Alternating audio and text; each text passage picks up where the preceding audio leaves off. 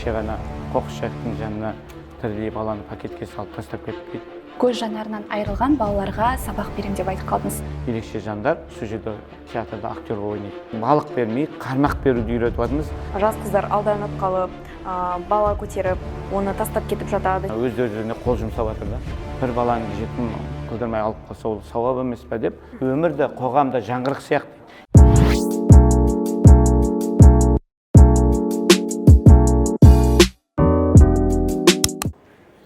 Бәріңе сәлем, сіздермен бірге байланыста Банана Медиа. Бүгін бізде қонақта Мирас А қайырымдылық қорының негізін қалаушы, көзінің қарасы, мүгедектер қоғамдық бірлестігінің төрағасы, Шоудаун зағиптар үстел теннис федерациясының президенті және театр актері Серік Жүзбай мырза.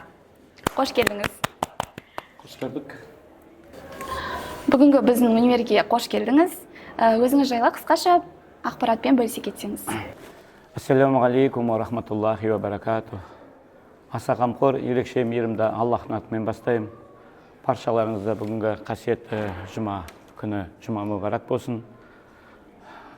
Әрине, бүгінгі осы сіздердің халықаралық журналистика факультетіне қонақ ретінде шақырғандарыңызға сіздерге көп рахметімді білдіргім келеді, алғысымды.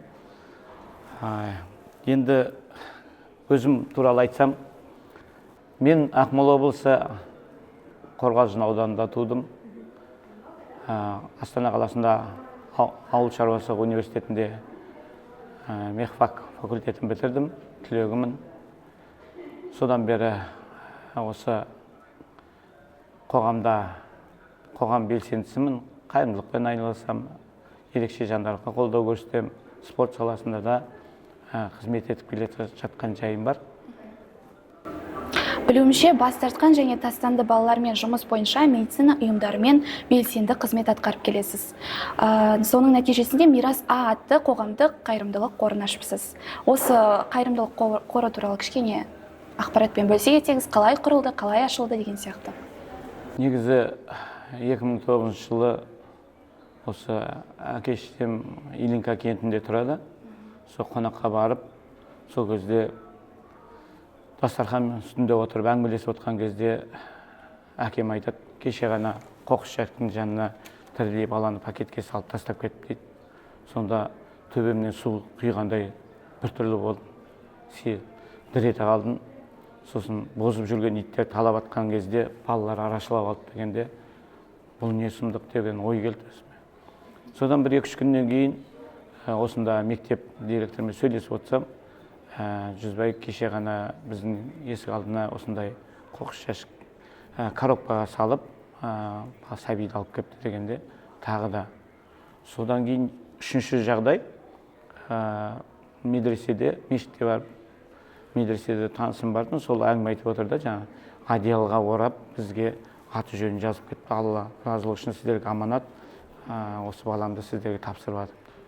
Сонда өзіме сұрақ қойдым, неге маған бір аптаның ішінде осындай 3 жағдай болып тастанды балалар туралы.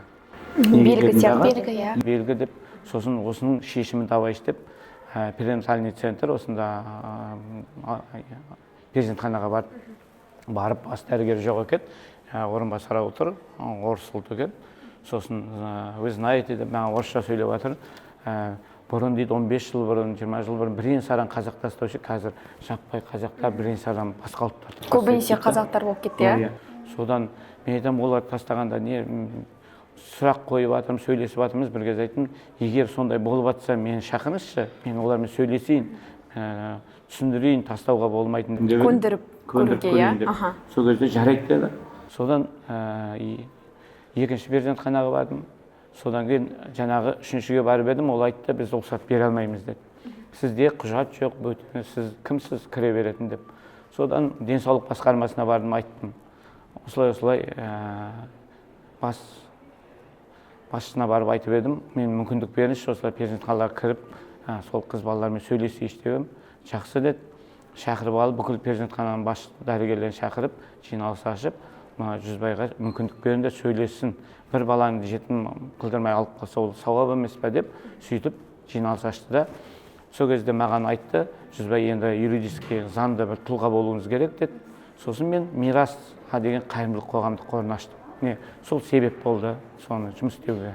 Осындай үлкен істі қолға алғаныңыз барша халыққа өте қатты жанына жақын қабылдап ұнады деген сеніммен айта аламын. Өйткені өзіме де осы сіздің бастауыңыз өте қатты ұнады. Себебі әркім осындай іске бара бермейді ғой. Әркімнің қолынан келе бермейді, және ол үшін үлкен батылдық керек. Осы кезде туындайтын сұрақ, неліктен мирас А деп атадыңыз? Өте қызық сұрақ негізі. Ол яғни Аллах тағаланың Құран кәрімді Мұхаммед Мұстафа саллаллаху алейхи вассалам яғни адам баласына насихат етті да, яғни сол пайғамбарымыздың мейірімділікке, қайырымдылыққа, жақсылыққа үндеуінің бәрі бір ғибрат болды. Сол мирас деп, бізде мирас қоры болайық, бізде осында бір жақсы амал жасап жатырмыз ғой деп, сол осы арман қарай жалғасын тапса екен мирас қоры болып, біз қоғамда жетімін жебеп, жесірін жылатпайық деген, және де қайырымдылыққа, ізгілікке үндейтіндей амалдар жасаймыз ғой деп, жарғымыз бойынша жұмысымыздың сол пункттарын көбейтіп, тастан балалар, және көп балалар, тағы да жетім балалар бәріне көмектесу деген уставқа кіргіздік дағы, осымен айналысып кеттім. Яғни пайғамбарымыздың жақсы амалдарын мирас қоры ретінде жалғастыру үшін. Ал енді А деген ол біздің мысалы Астана қаласы бірінші Алла тағаланың осы әмірімен келіп жатыр, маған себеп соғаннан кейін сол Алла тағала қолдап жүрсін деп А деп қойған. А деп, иә? Жақсы. Келесі сұрағым, бір сұхбатыңызда 2012-2013 жылы көз жанарынан айырылған балаларға сабақ берем деп айтып қалдыңыз. Осы сөзіңізді ашып, кішкене қалай бастадыңыз?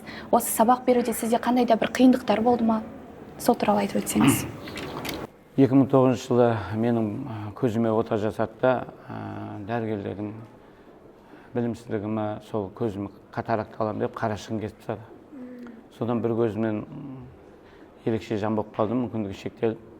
Бірақ оған мойыған жоқпын, сол бір көзіммен де қызмет етіп, жұмыс істеп, машина айдап жүрдім, оның бәрін бір көзбен де істеп жүрдім. Бірақ сонда ойландым да, көзі көрмейтін адамдар, мысалы бір көзімді, екінші көзімді жаптым да, қарадым да, мүлдем қап-қараңғы. Осы адамдар не істеп жүр екен, осыған не істеуім болады деген бір ой келді. Жай отырған кезде намазда. Сосын іздеп тауып алдым сондай кісілерді, ерекше жандар, көз көрмейтін. Соның бәрін жинап, сіздерді қалай оқисыздар, сосын сұрап, жаңа Пабрайл оқиды екен. Содан бастадымдағы ұстаз тауып алдым, оны оқытатын, ұйымдастырып, офисім, кеңсеме шақырып, жаңағындай сабақ бере бастадым. Жаңағы сабақ бергенде Пабрайл бірінші орысша үйреттік, сосын қазақша, үшінші арабша үйреттік, Құран кәрімді, яғни тәжвидті, қырағатпен оқуды үйретіп, содан әйел адамдар бөлек, ер адамдармен бірге, сосын яғни бір жерде оларды алып келу, апарып тастау бәрін өзім мойныма алдым да, солай ілім беріп, қазір қаншама шәкірттер, қаншама сабақ алған білімді жақсы шәкірттеріміз шығып отыр. Керемет. Келесі туындаған сұрақ, ол осы уақытқа дейін алаяқтыққа тап болып едіңіз, яғни біреу сіздің көру қабілетіңіз төмен екендігін пайдаланып алдауға тырысты ма? Осындай бір қызық сұрақ, негізі көп кездесе береді ғой қазір. Енді көбіне көшеде келе жатқанда, аялдамада, автобустың ішінде көп адамдар көмектеседі. Оны жоққа шығару болмайды, келе жатқанда, құлап қала жаздаған кезде жетелеп алып барып қайда барасыз деп апарады. Бір-екі жағдай болды, бір базарда сауда жасап жатқан кезде, сонда үйге келгенде жай қызық ретінде тараздан өлшегенде, сол салмағы аздау болды. Көрмеген соң ананы. Екінші жағдай, бір күні досым ауызашарға шақырды. Сонда тез үйден шығып кеттім да, екіге бөлініп кеттік, енді өзім жалғыз кетіп қалдым, машина, такси шақырып. Сол кезде жаңағы кісі апарып тастайым деді да, жаңа басқа жерге тастап кетті. Өзі асығып тұр екен да, басқа ол үй адрес емес, басқа бір жер таппады, өзі адресті айналып. Басқа жерге тастап кетті. Міне осы сіздің үйіңіз, сіздің айтқан жеріңіз деп. Сол шыға салдым да, көз көрмейді, дұрыс енді сұрасам, таба алмай жатырмын, жаңағы досымыз звондайды, жүзбе қайдасың, ауызашарға уақыт қалды, кісілер күтіп жатыр деп. соны қайта мен айтамын, міне білмеймін, жерде тастап кет, таксиге әкелдім деп. Сөйтсем басқа бір ауылға, бір екінші көшеге тастап кеткен ғой, екінші үйге. Сондай бір жағдай болды. Сөйтсем енді пендешілік түсінбейтіндер де болады ғой, бірақ көбіне көмектесіп жатады оған. Қазір ондай адамдардың саны басым дейсіз, кішкене төмен дейсіз ғой, иә? Ондай адамдар жоқтың қасы қазір көбі түсініп жатады, жағдайға кіріп жатады. Тағы бір өткенде сұхбаттарыңыздан көріп қалдым. Театр, кино әлемі сіз қызықтырады екен. Қанаттылар театры, бірі білсе, бірі білмейді. Осы театр жайында біраз бір кішкене ерекшеліктері қандай, ол театр қалай ашылды, және сіз қалай ол жақта жұмыс атқарасыз? Қалай сол жақта тап болдыңыз, яғни? Өте дұрыс. Мен өзім тәрбие тағдырындегі спектакльді мектеп, университет, колледждарда қойып жүрдім. Сол кезде, сосын 15-ші жылы ең соңғы рет қойдым. Содан кейін соны театрларға апардым. Әр театрға апарып, осын ұсыныс жасап жүрдім. Бір кезде сол жастар театрына бардым, Әділ Мырза кіріп сөйлесіп атып, жұмысымды айтып, істерімді айтып, осы қайырымдылықпен айналысып жатқанымды айтқан кезде, сіз білесіз бе, осында Арнұр деген мырза театрға ашпақ ерекше жандармен деді. Сол кісімен жолығыңыз, сөйлесіңізші деп, соны ұялы телефон берді, номерін. Сосын байланысып көріңіз деп, сол кісіге ұсыныс жасаңыз деп. Сосын жарайды деп, сол кездесу жасадық. Театр әлі ашылмаған, енді құрайын деп жатқан. Кездесіп менің жобаларымды, тәуелсіз еркін өмір сүру орталығын салатынды, өзім жұмыстарымды айтып, қайырымдылығымды, осы тастанды балалар бәрін айтқан кезде, сосын бірден келісті ма? Бірден Жүзаға, сіз бізге келіңіз, көріңіз болып деп шақырды. Содан бірден барып сөйлесіп, содан ең үлкенімін сол жердің театрдың, мен қуандым. Яғни біріншіден ерекше жандар, яғни бұл жерде жастар театрының ішінен ашылған қанаттылар театры. Яғни қанаттылар деген өзі қанаттыландырады, яғни ұшып кететіндей бір мотивация береді. Сөздің өзінде театрда сондай бір әсер аласын, энергетикаға күшті. Екіншіден, жаңағы сол жерде толыққанда сау азаматтар емес, ерекше жандар театрдың актерлары. Яғни арбада танылған, көзден ерекше құлақ естімейтін, тіл сөйлемейтін, сондай ДЦП басқа да диагноз бар адамды ерекше жандар сол жерде театрда актерға ойнайды. Ерекше деп айтып қалдыңыз. Ерекшелігіне қоса тағы да бір өте талантты екен. Осы қанаттылар театры қазір Астана қаласының қай жерінде орналасқан? Мекен жайын біздің көрермендер егер барғысы келсе, айтып өтсеңіз. Мына Есенберлина 10, мына Дәулет бұрынғы Астана опера, қазіргі жастар театрының ішіндеміз. Сол жастар театрында келіңіздер, қазір бізде спектакльдар, біздің 4-5 қойылымдарымыз бар. Жаңа репертуарлар көбейді. Тамаша. Сізді көруге мүмкіндік бар. Өзім жаңа Өмір ғайып деген өзімнің жазған пьесамды да қойдық, премьерасы да болды, қайта-қайта қайталанып, көрермендердің көз айымы болды. Өйткені көрерменді кіргеннен жылап шыққанша көзінде жас алып шығып кетті. Яғни тәрбиесі де өмірге тәрбиесі мол, анадан мотивация алатын спектакль. Жаңа айтып кеттіңіз, менің өзімнің жеке Өмір ғайып атты қойылым авторымын. Осы менің қойылымым бар, студенттік кезден бері қойып жүрген дедіңіз. Осы мелодраманы жазуда тастандылар мәселесі шабыт берді ме? Өте орынды сұрақ. Бұл Өмір ғайыптың алдында аты өзгерілді. Алдында тәрбие тағдырым болған. Бұны мектеп, университет, колледждарға қойдық, басқа да облыстарда қойдық. Өйткені бұл жаңағы тастанды бала болып жатса, мысалы біз тастанды баланы алып шығып перзентханаларға мен бір жылға дейін пәтерге жалдап берем, тамағын, ішуін, жаңағы пособиясын бәрін реттеп толықтай қамтамасыз етіп, сол кезде енді ойладым да, мен көмектесіп жатырмын. Бірақ осындайлар күннен күнге көбейе береді, мен көмектесе беруім керек емес, наоборот, оның алдын алу шараларын істеуіміз керек қой. Соған не істеймін деген кезде сол тәрбие тағдыры деген спектакль жаздым пьеса. Яғни осының алдын алу, яғни қыз бен жігіт жүріп тастап кетем, жігіт алданып қалады, жасанды түсік жасатам дейді, содан Алланың әмірімен бала іштен сөйлейді, одан осының бір тәрбие іштегі сөйлегенде анашым жаратушымен өмірге әкелді ғой, неге тастайсың дегеннің өзі адамға әсер беріп жатты. Ол қыз бала тастан аборт жасанды түсік жасатпай, алдыртпаймын деп алып шығып кетуі. Екінші, оны кейін ойланып пәтер таппай қиналғаннан кейін, баласымен ешкім алмағаннан кейін, оны вокзалда ата әжесіне тастап кетуі. Яғни ата әженің көшеде келген, яғни оның да үлкендіктің атаның сөзі ақылдың көзі дегендей, біздің қазақтың салт дәстүрін дамытып көрсету ретінде қазақтың кен пейілдігін, жетімін жебеп, жесірін жылатпайтынын көрсету ретінде жаңа баланы ата әжеге тастап кетіп, олар асырап алуы жаңағыны, яғни ол жерде де бір тәрбиесін көрсету қазақтың, мынау жетімін жебейтін, жылатпайтын, сол жерден асырап алып, олар атын жоламан деп есімін қоюы, арман қарай соны тәрбиелеп, одан кейін бала кейін әке шешесімен жаңағы шешесін тауып алуы, соның бәрі бір тәрбие. Яғни соған шалыспаспасын деп осыны тәрбие тағдырында қойып жаздық.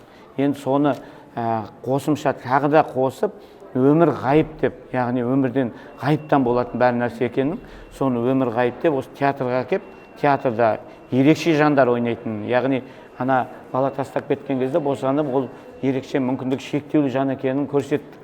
Ол өмірге келіп, одан кейін бір тақтан кезде ана шешесінің өмірде қатты қиналғаны, сынақтары болғаны, тұрмысқа шығады, бала көтермеуі, оның бір тәрбие екенін, Алла тағаланың назарына түскен. Содан кейін мына баламен кездескеннен кейін, оған дейін мынау қосымша мына жағында тағы бір ерлі зайыптыны, оны да рөлге кіргіздік. Өйткені олар сәби сүйе алмай, Алладан тілеп жүреді үйленгенде. Сол кезде кейін 5 жылдан сәби беруі, содан олар бақытты болып, сондай. Сол кезде мына салыстырмалы түрі, біреу баласын тастап кетіп жатса, екіншісі балаға зіріл болғанын көрсетті. Өмір ғайыптың спектакльдің мағынасы өте зор. Яғни мына қыздарымыздың жігітпен жүріп сын елегінен өткізбей алданып қалуы, жігіттердің жақсы сөйлеп, әдемі сөйлеп шығарса, содан ойланбай жүріп от басып қалуы, соның бәрін осы жерде көрсеттік тәрбие тағдырын өмір ғайыпта. Өйткені арман қарай бұл жердің қаншама көрермендер қайта-қайта сұраныс берді, қайта-қайта қойдық. Бұл өте халық көрерменде аншылық болды, өте жақсы болды. Яғни бұның тәрбиесі бар. Енді бұны көрген адам, балалар, қыз балалар да, жігіттер де ойланады. Сондықтан ойлан достым, ойланбасқа болмайды, ойланбаста жатқан жоққа барғайық дегім келеді көрермендерге. Негізі шынымен де қазір осындай өте ауқымды проблема болып есептелінеді. Жас қыздар алданып қалып, бала көтеріп, оны тастап кетіп жатады, себебі қайта айтатын тақырып ұят дейді. Өздері асырай алмайды, сондықтан қалдырып кетіп жатыр. Негізі осындай іске бармай тұрып, ойларыңызда осындай бір негізі жаман зат бұл. Ойларыңызда осындай ой болса, негізі шынымен де осы қойылымға келіп, жаман ойдан аулақ болып, осындай қойылымға келіп, ой елегінен өткізіп, сәл ойланып, саралап, содан кейін бірақ шешім қабылдау керек деп ойлаймын өзім. Керемет Жүзбай аға, осындай мағыналы да тереңді спектакльдеріңіз көп болсын, алға қойған жетістіктеріңіз осындай ұзағынан болсын. Осы тұрда театр деп жатырмыз ғой, театрға байланысты менде де бір туындаған сұрақтардың бірі, жаңа айтып қалдыңыз, осындай рөлдерді ойнау кезінде мен осы шабыт алам деп өзіме. Сізге қандай рөлдерді сомдау қатты көбірек ұнайды? Яғни қандай жанр сізге өзіңіздің жаныңызға жақын деп айтады ғой? Ең бірінші ойнаған спектаклім, жаңағы сол спектакль ішінде ақылшы болдым. Үлкеннің кеңес беріп, тәрбие, жол көрсету. Сонымен қоса театрдың өзінде ең үлкенісіз, иә? Ең үлкенсіз ба? Ең үлкеніміз сөз десе. Күштерек. Бата бер десе, бата беретін мен дастарханға отырмай отырғанда да солай үлкендеп сыйлайды. Ал театрдың керек жаңағы жерде, мысалы мен өзі үлкен тұлғалардың рөлдерін ойнаған жақсы көрем. Ахмет бөлсе кетсеңіз болады, кімдерді? Абай атамыздың рөлін ойнадық. Керемет. Тағы да әлі де жазылып жатыр рөлдер, ойнап жатқандарым да бар. Мына өзімнің өмір ғайыптың ішінде де сценарий жазсам да, сол жерде де жаңағы қызды баланы шығарып алған кезде перзентханадан сонда бата беріп жатырмын сол жерде де.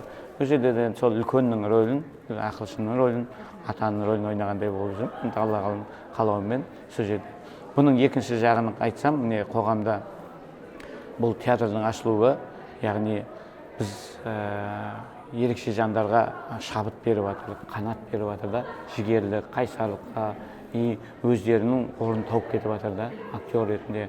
Яғни ол жерде ерекше жандардың біреуінің де дипломы жоқ, білімділік, актерлік те қабілет. Бірақ туғаннан сол бір қабілеттерімен өздерін сол көрсетіп жатыр, жақсы жағынан көрсетіп, қырынан актерлік шеберлігін ұштап жатыр. Яғни қандай да қиындық болса да, еш мойымай, алға қарай ұмтылып, ары қарай өмір сүру керек деген мотивация бересіз, иә? Керемет. Жаңа айтып кеттіңіз, тағы да басқа рөлдер жазылып жатыр. Яғни алдағы уақытта жаңа қойылымдарды күтуге болады. Әрине, алдымызда күшті әлі 3-4 спектакліміз бар. Қойылымдар. Жақсы, күтудеміз. Келесі сұрақ, осындай игі істер мен театрдан басқа тағы спортқа жақын екеніңізді байқадық. Яғни көру мүмкіндігі жан-жақты екен ағамыз. Яғни көру мүмкіндігі төмен жандарға арнап Шоудаун атты үстел теннисін федерациясының президентісіз. Осы ұйым туралы толығырақ айтып кетсеңіз. Яғни қараңыздар, әр санаттағы мүмкіндігі шектеулі жандар, яғни арбадағылар көз көреді, қолмен жаза алады. Бізде ерекше жандар көз көрмегеннен кейін не істей алады? Олар жүрекпен сезе алады. Олар тек өлең айтады, жүрекпен сезеді, бірақ көріп жаза алмайды да, бірдеңелерін көре алмайды әлемді. Содан мысалы әлемде мынау көз көрмейтіндерге, мына шет мемлекетте, Кореяда ма, Америкада сол массажисттар бар. Тек уқалаушылар көз көрмейтіндер ғана. Егер басқа біреулер ашып, сондай уқалау массажный бизнес ашса, олар жауып тастайды екен. Мүмкіндік беріп қойғанда көз көрмейтіндер ғана тек массаж жасайтын. Яғни бізде соны мен ойланып отырмын, көз көрмейтіндер тағы қандай мүмкіндіктері бар олардан дедім да. Сосын қарасам, шет мемлекетте, Дания мемлекетінде, Америка, яғни Шоудаун деген стол теннис бар екен. Сосын оны көріп, осы Қазақстанда осыны дамытайыншы деп Шоудаун федерациясын аштым. Яғни 16 облыста қазір филиалым бар. Яғни мақсатым үйден шығып оқшаланып қалмас екен, қоғаммен араласса екен, өзінің жігерлігімен. Яғни бұнда бұл спорттың кереметтігі көз жабық болады, көз көретін адамдарды ойнайды да, нашар көретін, бірақ маска киіліп, хоккей сияқты сылдырмақ құлақпен ойнайды, есту қабілеті күшті болады, реакция шапшаңдыққа, ракеткамен былай шарикті соққылап өзінің қақпасына кіргізбейді. Сондай керемет ана жақта бір-бірін сезу қабілеті пайда болады, өз жерде достарын табады, өздерін мықтылайды, шындайды, араласып. Қазіргі таңда міне біздің өзінің Астананың өзінде 50-ден астам спортсмендеріміз бар. Осы сала ойнап жатқан біздің кеңсемізде дамып жатыр. Енді міне биылғы таңда біз признаниясын алдық, 9 айда әйтеуір аккредитациясын алдық, реестрге қазір міне министерство тіркеп жатырмыз. Яғни заңды тұлға ретінде уже шет мемлекетке шығатын қазір Болгария, Швейцария, Литва, енді Литваға үлгермейтін сияқтымыз, қаражатын. Сол басқа мемлекеттерге шығарайық деп отырмыз спортсмендерімізді. Сол міне шетелге баруға дайындадық. Абылай республикалық жарыстар, қалалық жарыстарды өткізіп жатырмыз. Биылда да, былтырда ойнаттық, алдыңғы жылда ойнаттық. Міне ол 2 жыл болып қалды, осыны дамытып жатқаныма Шоудаунда. Арман қарай біздің мақсатымыз бар, яғни біз осыны ерекше жандар үйден шығып, ойнап, қоғаммен араласып, мықты спортсмендер, Қазақстанның туын желбіреткіміз келеді осы спортпен. Яғни біз ашқан кезде әлемде 19 жақ мемлекетте болған бұл ойын. Қазір 37 мемлекет, біз 20-шы болып аштық та, қазір 37 мемлекетте осы ойын бар. Дамып жатыр күннен күнге паралимпийский көбейейін деп отыр, пара спортқа кірейін деп отыр. Бұл сұхбаттың басында айта кеткендей, көзімнің қарасы атты мүгедектік қазақстандық қор ашыпсыз. Осы жоба жайлы біздің көрермендерге қысқаша айтып өтсеңіз. Көзімнің қарасы өзінің атыда ата демеген. көзімнің қарасы деп, яғни әр нәрсені қарап жүру, тиянақтылау, яғни көз қырын салу жүру деген ғой, ауқымды былай алсақ. Яғни Қазақстандық мүгедектер қоғамдық бірлестігін аштық. Бұл жерде жалғыз көз емес, көзімнің қарасы десе ойлап қалады екен, мен көзім көрмеген, яғни көзден ғана деп. Бұл жерде барлық санаттағы мүмкіндік шектеулі жандар қатыса алады, тіркеледі бізге. Яғни біздің тақауда ғана кеңсеміз ашылды, 130 квадрат ерекше мүмкіндіктер орталығын аштық. Яғни ерекше мүмкіндіктер. Яғни бүкіл санаттағы адамдар бізге келіп, сол жерде мысалы бізде әр бөлмелер бар, 5 бөлме. Бір бөлмеде яғни массаж, уқалауды үйретеміз, мастер-класс, яғни кәсіпкерлікке үйретеміз. Біздіңкі үйірмелер сияқты, иә, үйірмелер сияқты, яғни біз ол жерде жай ғана оқытып қоймаймыз, соны дамытып, арманын орындаймыз адамдардың. Мысалы, бұл жерде тігін бар, массаж, уқалау, шаш тараз бар, аспаптық. Яғни шаш тараз. Сол кезде бұл жердің ерекше жандарға қазір кәсіпкерлікті дамытып жатырмыз. Қараңыздар, статистика бойынша Қазақстанда 105 мыңнан астам ерекше жандар бар екен да. Соның ішіндегі 60% ғана жұмысқа икемі бар адамдар. Соның ішінде Қазақстанда 25% жұмыспен қамтылып отыр да. Ал шет мемлекетте, Европа, Ұлыбритания, Германияларда, о жақта бізден өте көп қамтамасыз етіп жұмыспен қамтып отыр да. Бізде 25% аз болып отыр. Өйткені ерекше жандар, мүмкіндік шектеулі жандар үйде отырып қалып жатыр да. Бізде мына жұмыс салыстырғанда бізде көбірек үйде отыру. Көбірек, дұрыс айтасыз. Соны біз ойлап, қазір кәсіпкерлікке дамытып жатырмыз. Яғни балық бермей, қармақ беруді үйретіп жатырмыз. Яғни біздің ерекше жандардың біз жаңағы көп ойлайды, қолын жайып отырады. Жоқ, біз соны дамытқымыз келеді. Жаңағы 25%-ды 50% қылғымыз келеді. Одан да көп қылғымыз келеді. Яғни әр адамға жұмыспен қамтығымыз келеді ерекше жандарды. Сол себептен біздің орталықта қазір психологиялық тренинг өткіземіз. Яғни келем деген адамдарға есігі ашық, тегін психологиялық юридический консультация береміз, тегін заңгерлік. Сосын жаңағы біз сол кәсіпкерлерді оқытып, өзінің армандарын орындап, бір ғимарат алып, жаңағы аспаптық болса өзінің кафесін ашып беріп, массажный болса өзінің кабинетін ашып беріп, қолдау көрсетеміз. Арманын орындағанда, яғни бізде Тақауда ғана Ләйла Махат ханыммен соның кісінің студиясында ерекше жандардың сурет салудан мастер-класс өткіздік. Сол кезде инстапарақшаңыздан байқадым, өте қызық өтіпті негізі шынымен. Сол кезде керемет, қараңыздаршы, мен өзі көзім сау кезде сурет салмаған адамым ғой. Сонда ананың сезінгенде, әсерін алған кезде, бір ана көріп жүрген кездегі салып, сонда салған кезде табиғатты сурет елестету арқылы салдым. Сонда өте жақсы сурет салыппын. Жалғыз менен. Негізі шынымен әдемі шықты. Өте, сонда айтайын дегенім, біздің ерекше мүмкіндігі шектеулі емес, біздің ерекше мүмкіндігіміз шексіз да, мүмкіндігіміз шексіз. Өйткені мен азаматтарға айтамын, ерекше жандарға, сіздердің мүмкіндіктеріңіз шексіз, сондықтан не қолданыңыз келсе, соны істей беріңіздер. Менің өз девизім бар, адам істегенді адам істейді деген. Сондықтан мынау біздің қоғамдық бірлестігіміздің, яғни бір бағыты осы болса, екінші бағыты қазіргі таңда туризмді дамытайық деп отырмыз. Ерекше жандарға көп көңіл. Бізде бірінші осы тарихи құндылық жерлерді біз енді бастадық. Былтыр шоу-доумен бастағанда 4 қаланы араладық. Павлодар, Семей, Өскеменді. Сонда автобусқа салып алып, ерекше жандарды столымызды алып барып, насихаттап отырып, сол елдің тарихи құндылық жерлерін, парктарын, басқа да жақсы жерлерін аралап, ерекше жандарға көрсеттік. Бұл туризмді дамыту бір бағытында істедік та.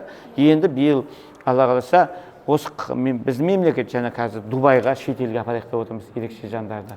Яғни туризмді дамыту мақсатында. Ал бұның кеше ғана сурет салып отқан кезде бізде жан-жақтан хабарласып жатыр.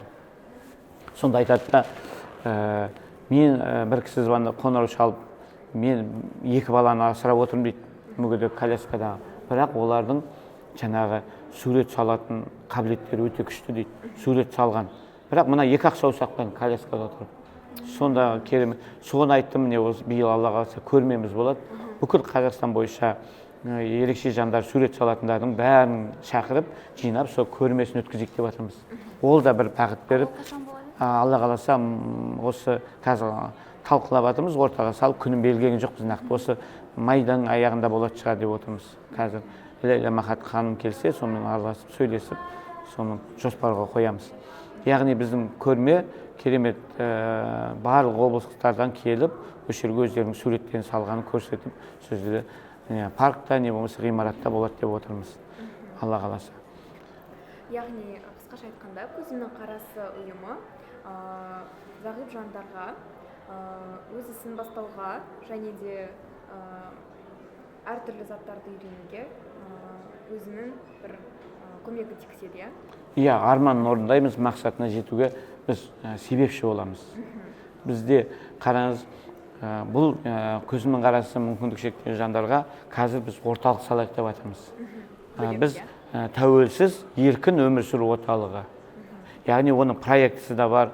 Яғни бұл 19-шы жылы бізге 2 гектар жер де берген, жер телімін осын салуға. Бірақ әртүрлі себептермен коронавирус болды, инвесторларымыз келмей қалды, сонымен бүйтіп сөйтіп, сол тоқтап қалды, сала алмай қалдық, жерімізді алып қойды. Енді қазір кеше ғана парламент мәжілісінде депутаттарға барып, осы Ерлан Абдиевпен ерекше жағын, ол кісі де депутат мәжілістің, сол кісіге ұсыныс жасап, осыны қайтадан жер алайық, қайтадан осы ғимарат салайық деген ұсыныс жасадым. Ол кісілер қазір қолдап, әкімге шығамыз, СПК-ға шығамыз, жер мәселесін бәрін шешіп, ортаға шығалып, презентациясын өткізесіз деді. Яғни біздің қазір таңда тәуелсіз еркін өмір сүру орталығын салу. Ол жерде қараңыздар, бұл Қазақстанда жоқ ғимарат, яғни ол жерде бассейні де болады, асханасы да болады, кітапханасы да, конференция залы да болады, ол жерде шеберханасы да болады, и ол жерде жата алады, келіп тұрады. Яғни бізде ерекше жандардың көбі жалғыз бастылар. Мен Қазақстан бойынша арыладым, қаншама адамдарды, жалғыз өзі тұрып жатқан адамдарды көрдім. Иә, әртүрлі санаттағы мүмкіндік шектеулілер. Соның басын қосып, осы жерде оларға мүмкіндік береміз, шақыртады. Ол жерде конференция залы болады, ол жерде жаңағы мәдениет үйі де болады, ол жерде спорт залы да болады, барлығы болады. Бірақ соның яғни жатақханасында даже бізде мен барсам, мысалы, туған туысыма барғаннан гөрі басқа қалада қонақ үй жалдаған дұрыс қалаймын да, яғни ыңғайсыздау болады да, бір соғып кетсем, бір төк тастасам дегендей. Сол себептен бұл орталық, яғни қонақ үй де болады.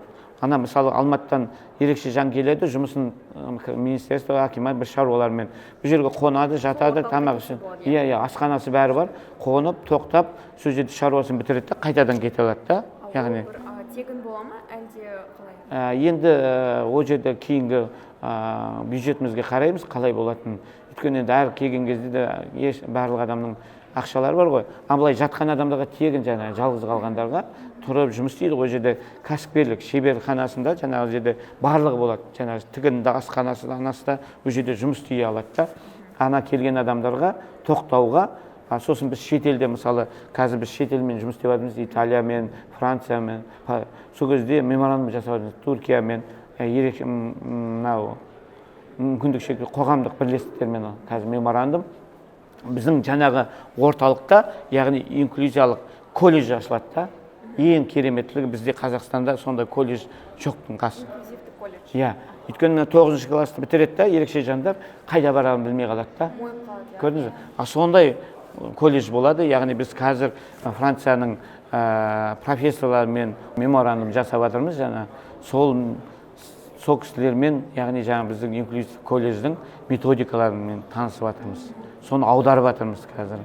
Қазіргі таңда соған біраз жұмыс істеп жатырмыз. Егер біздің жер алып қазір ғимаратымыз салсақ, сол тәуелсіз еркін өмір сүру орталығы болады. Алла қаласа, қолдап жүріңіздер, көрермендер, қарап жүріңіздер.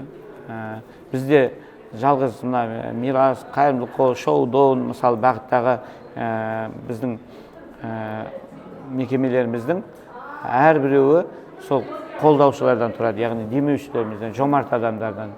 Сондықтан жомарт жандарға айтарым, қолдап жүрген адамдарға, осы мені көріп қалатса, барлығына шексіз алғысымды білдіргім келеді. Қолдап жатқандарыңызға Алла тағала денсаулық берсін, бала шағаларыңыз қызықтарын көріңіздер, бақытты болыңыздар дегім келеді ол кісілерге де. Сонымен қатар бір мүмкіндік атты жобамыз бар. Ол жерде 35 жастан асқан азаматтарға дәстүрлі эстрадалық аспапта орындау мүмкіндігімен қатар авторлық шығармашылық номинациясы бойынша кастинг өткізіпсіз. Сәйкесінше осы арқылы жобаңыз ашылды және қазір бұл жоба әлі де жұмыс жасауда ма? Бір мүмкіндік жобаның авторымын, иә. Бірақ бұл 2016 жылы жазылды да, 2018 жылы қолға алып бірінші конкурс байқауым және гала концертім болды. Бұның ерекшелігі, яғни бізде дипломы барлар, атақты әншілер көп қой, сазгерлер, бірақ мына білімі жоқ, оқи алмаған, бірақ талантты, дарынды адамдар көп екен да. Бұл ой келген себебі, бұны жазған кезінде тойларда, отырыстарда ағапаларымды көрем да, керемет ән айтып атады. Сосын ойладым да, неге осы кісілерді сахнаға шығармасқа? Неге мүмкіндік бермеске осы кісілерге дедім да. Сол ой келді да, содан жазып, жобаны жасадым да, сол мүмкіндік бердім. Соңындағы қазір білімі жоқ, үйде отырып қалады, 35 жастан, яғни бала шаға деп анау-мынау сахнаға шыға алмай қалады ғой. Сол бірақ таланты бар. Сосын мынау госучреждение, өкіметтік мекемелерде, яғни мектеп болсын, ауруханаларда болсын, басқа да соның ішінде де адамдар бар да, мықты әншілер, өнер, сазгерлер. Сол кісілерді неге шықпас деген оймен осыны бастадым. Яғни бұл жерде қазір таңда толыққанды азаматтар және ерекше қажеттілігі жандарды қатыса алады да, мүмкіндік шектеулі жандар. Яғни сол кісілер тақауда осы былтыр өткізгенімізде көзден бірінші ерекше жан ұтып алды. Әр номинацияда бөлек қой номинация, дәстүрлі эстрада аспаптық авторлық номинация. Сол сазгерлер 200 ән жазған адамдарды көрдім. Сонда мықтылығы сазгерлер, бірақ шықпаған. Сол кісілерді шығарып мүмкіндік беріп жатырмыз да қазіргі таңда. Ендігі мақсатымыз қазір ақындар мүшәйрасын өткізейік деп жатырмыз. Алдымызда Алла қаласа қазір бізге хабарласуға болады. 3 тақырып болады, соған өлең жазып қатысуларына болады ақындар мүшәйрасына. Инста парақшаңыздан өлең жазып оқуға құштарлығыңыз бар екен байқадық. Негізі шабытты қайдан аласыз және болашаққа өзіңіздің жеке өлеңдер жинағын жасау жоспарда бар ма? Өте орынды сұрақ. Менің қазір кітапшам жазылып жатыр, мотивационный. Қазір өзімнің киномда жазылып жатыр, сценарий жазылып қойды. Өте керемет, тәрбиесі мол, яғни комедия, драма. Ал енді шабытты қайдан аламын десеңіз, яғни маған өзім, мысалы, көп сұрақ қояды да маған, сіз осының бәрін не үшін істеп жатсыз, атақ үшін істеп жатсыз ба деп. Жоқ, мен осының бәрін, яғни адамдардың жақсылық жасап, армандарын орындау үшін, сол мақсаттарына жетсе екен, соларға қарап бір шабыт аламын да, соларға қарап, яғни өзіме ой келеді, ақпарат келіп қалады да, сол кезде жазып жіберемін. Сол кезде мына көзден мен 17 жылы мүлдем көрмей қалған адамым да, тым көрмей. Қазір саныл ауғана көремін да, сұлу өт. Сол кезде шығарған бір өлеңім бар, шүкірді екші деген. Соны оқып жүрсеңіз бола ма? Әрине. Көрінбес перде жапса да тұнық жанарды, тәуба деп жүріп, ғаламды сүйем ғаламды, сынағым беріп, тағдырым маған үйретті, өмірге күліп қарауды. Қараймын күліп, бейтаныс болған ақтанға, шуағы бітпес ғибратты сұлу шақтарға. Адамдар біздер түсінбейміз ғой көп жайды, шүкір демейміз, нығметтер жауып жатқанда. Шүкір дейікші, бауырың бүтін басаман, жарық сыйлаған, ғұмыр сыйлаған жасаған, хан сарай салып, хандығын жерде құрса да, жердің бетінде қалмайды мәңге адам. Шүкір дейікші, 12 мүше сау кезде, ойдағы ақыл, бойдағы қуат бар кезде, жанарың бар ма, жарықты көрер бауырым, шүкір ет онда, нұр берген Алла ол көзге. Шүкір дейікші, қайтеміз босқа сенделіп, бақыт іздеп келген ғой мынау жерге жұрт. Иман мен шүкір жеткізер бізді мұратқа, еркіне қойсан жығады орқа пенделік. Тәуба дейікші, аяғың аман, қол аман, отбасың аман, жан жарың аман, баламан. Аспандағы айды аңсамас еді күрсініп, көрінбес көзге бақытын білсе әр адам. Шүкір дейікші, қайтеміз босқа күрсініп, біз сізде мынау жалғасалар тіршілік, жүрекке ауыр, уайымнан арыл, шүкір де жалғанда мынау жаныңның емі құлшылық. Аспанға қара, тастарға қара шындағы, ай күнге қара, гүлдерге қара қырдағы, жаны жоқ дейсің жарықтық, жансыз болса да жаратушыға мақтауын айтып тұр бары. Сырымды аштым өлеңмен, сырлау үнмен, қазағым менің қайратты халық дегенмен, Алласын айтып, алансыз жүрген ағайын, бәріңді жақсы көрем мен. Рахмет. Өзіңіз осыны күшті мақсатта шығарған сияқтысыз. Мағыналы екен. Рахмет. Мағынасы өте терең негізі. Түсіне білген адам үшін мағынасы өте терең. Сондай-ақ осы мүмкіндікті пайдаланып, Тағайбек Тұрысбек атты ақынымыз біздің ағамызға өлең жолдарын арнапты. Қабыл етсеңіз, оқып берейін. Бір ағам бар деп аталады өлеңнің аты. Ізгілікке арқандаған мұратын, інісіне патша көңілін бұратын, жүзі жылы жүзбай деген ардақты бір ағам бар Астанада тұрады. Жаратушым ұқсаса да жандарды, жанарымен сынаса да ағамды, сауап істен қол үзбейтін тек ағам тіршілігін кешіп жатыр табанды. Бауырым деп хәл сұрайды елжіреп, аузын ашса көрінеді кең жүрек. Құлазыған сәтін көрген емеспіз, жаратушым басқасын ақ берді деп. Ойы теңіз, сөзі маржан, ісі адал, пенделікті иманымен тұсаған. Тілдескенде бір жайлылық арнайды, мен ағамның болмысынан күш алам. Міне сондай бір ағам бар, дос көңіл. Ақыр етте деп айтады басты өмір. Қазақ неге оны жақсы көрмеске? Қазағым деп елжіресе ақсақ ол. Мен де бар ғой міне сондай бір аға. Тыным тапқан көзі бар ма сірада. Мотивация деген осы мен үшін, қосып жүрем әрқашанда дұғама. Ағам бар деп іні болып шіренем, мақсаты бар хаққа табан тіреген. Бір ғұмырда бір көңілге дем беріп, бір ағама арнап жаздым бір өлең деп.